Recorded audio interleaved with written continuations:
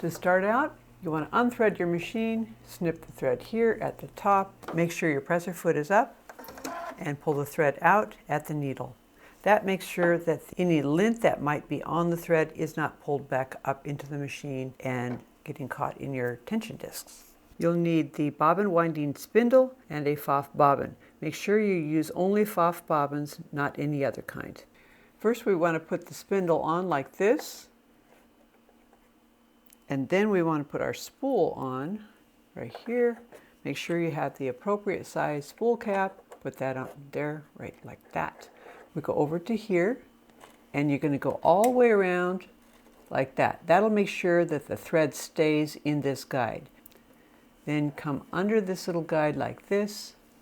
Now we get our bobbin, make sure that says Pfaff upright, go under, like right there, through that hole right there.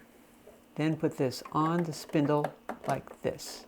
Now when you push this bobbin winder stopper this way, this shows up on the screen, and you can adjust the speed of the bobbin winding right here.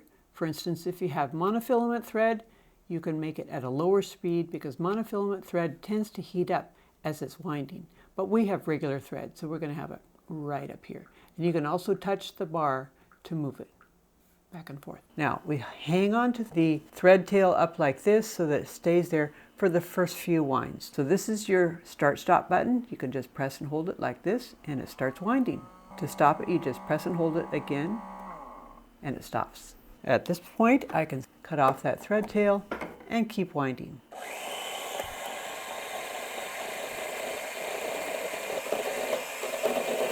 Now it stopped automatically because there was enough thread on the bobbin to push back the stopper, and that made it stop. Now at this point, we can just lift this off like this, pull our thread under this cutter, and cut it off.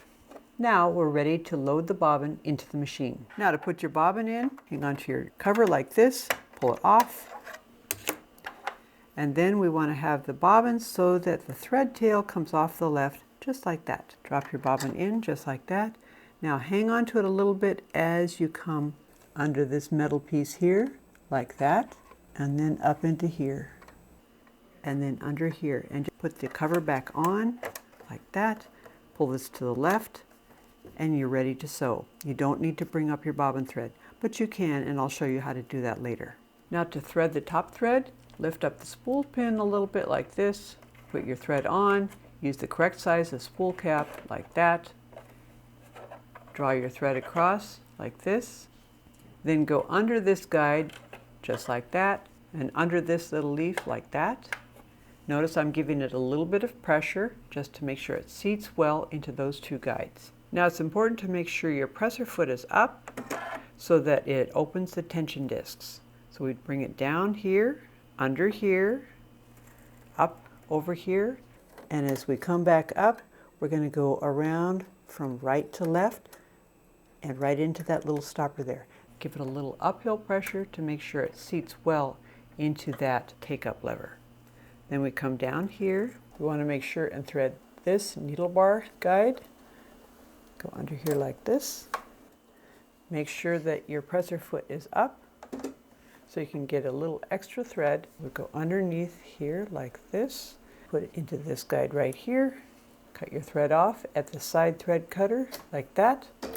Push your needle threader down firmly, let it up, and the needle is threaded just like that. Now there may be situations where you want to have your bobbin thread come up through the needle plate before you start sewing, like for gathering or something. In that case, I'm going to show you how to do that. First of all, we want to take off the bobbin cover, take the bobbin out, put it back in, but this time, instead of cutting it off, we're going to just leave it just like this. To bring your thread up, make sure that you're in sewing mode, hold your top thread and push needle down, needle up, and presser foot up, and now I've brought a loop of thread up through the needle plate. Now I have my neat little trick for bringing that up. What I do is I put the thread between the toes there and swipe the tail end straight back with both hands like that. Now we have both threads ready to sew. Put the cover back on, and it's all done. If you found this video to be helpful, give us a like. And if you have comments, questions, or ideas for other videos you'd like to see, let us know in the comments down below. Thanks for watching.